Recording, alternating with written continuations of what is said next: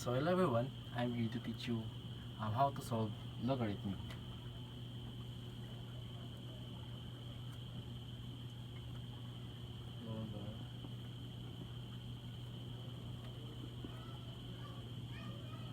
So the general formula of logarithmic is d over dx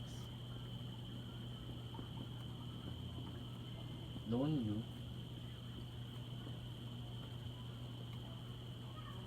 yan.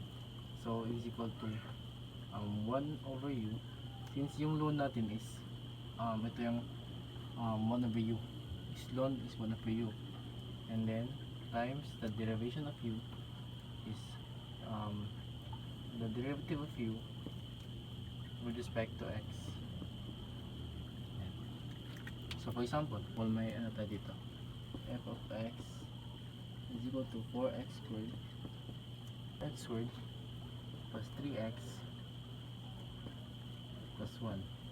So ito yung magiging u natin, u, and then sabi dito ln u, magiging f prime of x is equal to 1 over u 4x squared plus 3x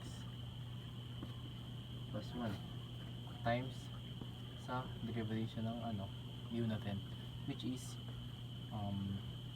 4x squared is equal to 8x and 3x is equal to 3 lang, and then yung 1 is constant, so magiging 0 lang siya.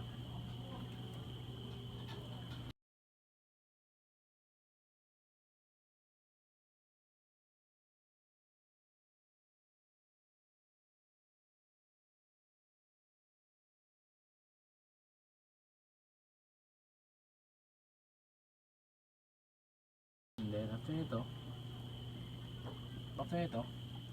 i-multiply natin siya sa 1, which is 8x plus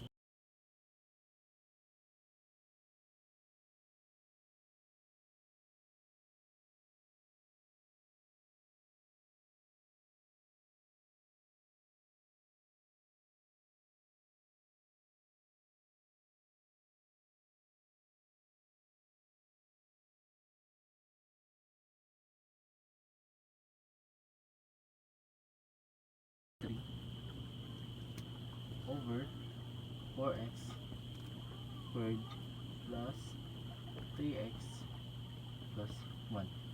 So this is final answer. So that's how to solve a logarithmic problem. Thank you.